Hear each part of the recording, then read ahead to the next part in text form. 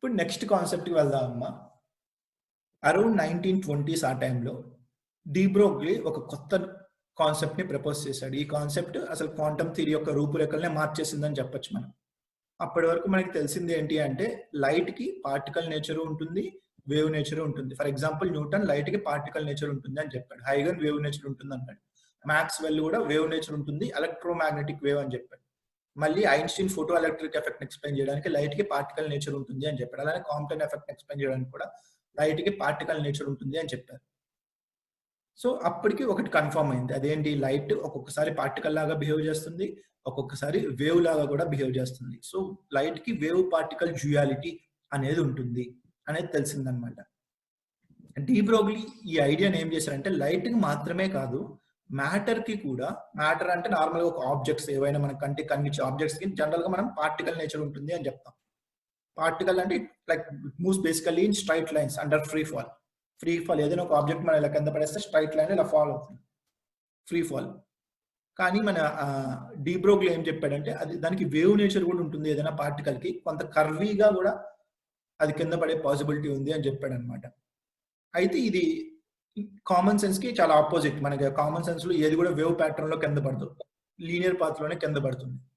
కానీ ఇది ఫర్దర్ గా ఎలా ఎక్స్ప్లెయిన్ చేశాడు అంటే మ్యాక్రోస్కోపిక్ ఆబ్జెక్ట్స్ అంటే మనకి కంటికి కనిపించే ఆబ్జెక్ట్స్ ఏవైతే ఉన్నాయో వాటికి వేవ్ నేచర్ తక్కువ ఉంటుంది. కానీ అటామిక్ స్కేల్ ఆబ్జెక్ట్స్, ఎలక్ట్రాన్స్ కి, హైడ్రోజన్ ఆటమ్, ప్రోటాన్స్, ఇలాంటి వాటికి, న్యూట్రాన్స్, వీటికి వేవ్ నేచర్ చాలా ఎక్కువ ఉంటుంది అని చెప్పి ఒక ఈక్వేషన్ అనేది డిరైవ్ చేశాడు. ఆ ఈక్వేషన్ డెరివేషన్ చాలా సింపులే, కానీ మనకి ఇక్కడ డెరివేషన్ తో పని లేదు. సో డైరెక్ట్ గా ఫార్ములా ఇచ్చాం, lambda is equal to h/mv. H అనేది మళ్ళీ ప్లాంక్స్ కాన్స్టెంట్, m అంటే mass of the object, v అంటే velocity of the object. So దీని నుంచి మనం క్లియర్ గా ఈ మ్యాటర్ వేవ్ అంటే ఒక particle, material particle like electron, proton కి అసోసియేటెడ్ వేవ్ అనమాట. దీన్ని మనం మ్యాటర్ వేవ్ అంటాం. ఫర్ ఎగ్జాంపుల్ m ఎక్కువగా ఉంది, మాస్ బాగా ఎక్కువగా ఉంది అంటే మన కంటికి కనిపించే ఆబ్జెక్ట్స్, అప్పుడు లాంబ్డా ఏమవుతుంది, తక్కువగా ఉంటుంది. అంటే వేవ్ లెంగ్త్ అనేది తక్కువ ఉంటుంది, వేవ్ నేచర్ అనేది మనం అబ్జర్వ్ చేయలేం. మాస్ చాలా తక్కువ ఉంది, ఫర్ ఎగ్జాంపుల్ ఎలక్ట్రాన్ మాస్ మీరు తీసుకున్నట్లయితే 10⁻³ kg.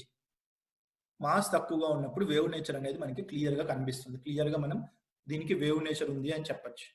సో ఈ ఈక్వేషన్ నుంచి మనకి తెలిసేది ఏంటి అంటే అటామిక్ స్కేల్లో ఆబ్జెక్ట్స్ మాత్రమే ఈ వేవ్ నేచర్ అనేది చాలా స్పష్టంగా కనిపిస్తుంది. మ్యాక్రోస్కోపిక్ ఆబ్జెక్ట్స్ కి మనం ఈ వేవ్ నేచర్ ని కనిపెట్టలేం, మనం మెజర్ చేయలేం, డిటర్మైన్ చేయలేం. అది మనకి ఈ ఈక్వేషన్ నుంచి తెలుస్తుంది. అయితే ప్రతి పార్టికల్ కూడా ఒక వేవ్ అనేది, ఒక వేవ్ ప్యాటర్న్ అనేది అసోసియేట్ అయి ఉంటుంది. ఫర్ ఎగ్జాంపుల్ నేను ఇక్కడ రైట్ హ్యాండ్ సైడ్ లో మీకు ఒక వేవ్ చూపించాను. అక్కడ డిఫరెంట్ యాంప్లిట్యూడ్స్ ఉన్నాయి. ఒక చోట యాంప్లిట్యూడ్ A1 ఉంది, ఇంకో చోట యాంప్లిట్యూడ్ A2 ఉంది, ఇంకో చోట యాంప్లిట్యూడ్ A3 ఉంది. కిందకైనా గీయచ్చాం యాంప్లిట్యూడ్స్, పైకే గీయడం లేదు. ఈ యాంప్లిట్యూడ్ ఏం చెప్తుంది అంటే అక్కడ ఆ పార్టికల్ ఉండే ప్రాబబిలిటీ చెప్తుంది. యాంప్లిట్యూడ్ ని స్క్వేర్ చేసినట్లయితే మనకి probability of finding the particle వస్తుంది.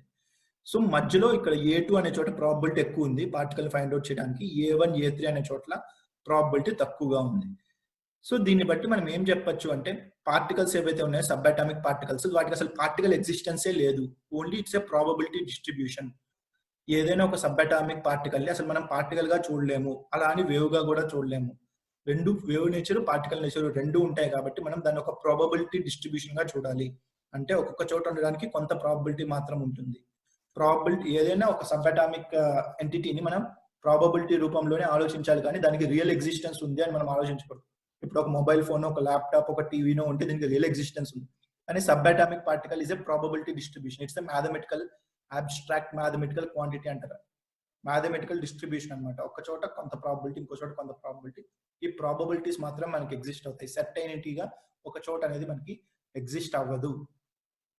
అది ఈ వేవ్ పార్టికల్ డ్యూయాలిటీలోని మనం క్లియర్ గా అర్థం చేసుకోవాల్సింది. Electron is just a probability distribution. Electron does not behave like particle. Electron does not behave like wave. It behaves like nothing you have ever seen. మన జీవితంలో మనం చూసిన ఏ వస్తువుని కూడా ఎలక్ట్రాన్ ని కంపేర్ చేయలేం. మరి దేంతో కంపేర్ చేయము అంటే అసలు కంపేర్ చేయాల్సిన పనే లేదంటుంది క్వాంటమ్ మెకానిక్స్. అదొక mathematical function. Electron is mathematical function, is probability distribution అని చెప్తుంది అనమాట. మనం కంటికి కనిపించే వాటితో దాన్ని కంపేర్ చేయాల్సిన అవసరం లేదు, అలా కంపేర్ చేయొద్దు అని చెప్తుంది క్వాంటమ్ థియరీ ఎలక్ట్రాన్ ని. It's just a abstract mathematical quantity అని చెప్తుంది అనమాట బ్రోగ్లీస్ థియరీ. సో ఇలాంటి కాన్సెప్ట్, అటు పార్టికల్ కాదు, ఇటు వేవ్ కాదు, రెండు ఉంటాయి, రెండు కాదు, ఇలా అర్థం చేసుకోవచ్చు అనమాట ఎలక్ట్రాన్ని. పార్టికల్‌గా బిహేవ్ చేయొచ్చు, వేవ్‌గా బిహేవ్ చేయొచ్చు, పార్టికల్ కాదు, వేవ్ కాదు, 2 గూడా. ఇలాంటి కన్‌ఫ్యూజన్‌ని క్లియర్ చేయడానికి హాన్స్ పీటర్ జ్యూర్ ఏమన్నారంటే, ఈ డ్యూయాలిటీని ఎడ్జ్యూయాలిటీ అన్నాడన్నమాట. డ్యూయాలిటీ అంటే 2, ఎడ్జ్యూయాలిటీ అంటే 2 కానిది. ఒకటే 2 లాగా కనిపించేది. ఈ ఎడ్జ్యూయాలిటీ అనే పదం మన ఇండియన్స్‌కి అయితే కొత్త కాదు. మన అద్వైత వేదాంతంలో శంకరాచార్య ప్రపోజ్ చేశారు. లైక్ అరౌండ్ 200 బీసీ అనుకుంటాను. 2200 సంవత్సరాల క్రితం. శంకరాచార్య అద్వైత అనే పదాన్ని, అద్వైత అనే ఫిలాసఫీని ప్రపోజ్ చేశాడు. ద్వైత అంటే 2, అద్వైత అంటే ఒకటి. ఒకటే రెండిట్లా కనిపిస్తుంది. దాన్ని అద్వైత ఫిలాసఫీ అంటారనమాట. అద్వైత ఫిలాసఫీలో బేసిక్‌గా ఏం చెప్తాడు అంటే, మనిషి, దేవుడు 2 ఒక్కటే, కానీ వేరు వేరుగా కనిపిస్తారు. ద్వైతం కాదు, అద్వైతం అంటారు. ద్వైతం నీకు 2 లాగా కనిపిస్తుంది. మనిషి వేరు, దేవుడు వేరు అని కనిపిస్తారు. కానీ అద్వైతం అంటే 2 ఒక్కటే, కానీ నీకు 2 లాగా కనిపిస్తుంది అంటారు. అట్లానే వేవ్ పార్టికల్ ఇక్కడ 2 ఒక్కటే, కానీ మనకు 2 వేరు వేరుగా కనిపిస్తాయి అని చెప్పి హాన్స్ పీటర్ జ్యూర్ అనే సైంటిస్ట్ ప్రపోజ్ చేశాడు. ఆయన మ్యాక్స్ ప్లాంక్ రీసెర్చర్‌లో చాలా ఫేమస్. మ్యాక్స్ ప్లాంక్ ఇన్‌స్టిట్యూట్‌లో చాలా ఫేమస్ సైంటిస్ట్. అండ్ 2012లోనో 13లోనో చనిపోయారు. సో ఇలాంటి కాన్సెప్ట్ అనేది మనకి చాలా పురాణాల్లో, వేదాల్లో కూడా ఉన్న కాన్సెప్టే. కాకపోతే దాన్ని మనం ఇక్కడ ఫిజిక్స్‌కి అప్లై చేసాం.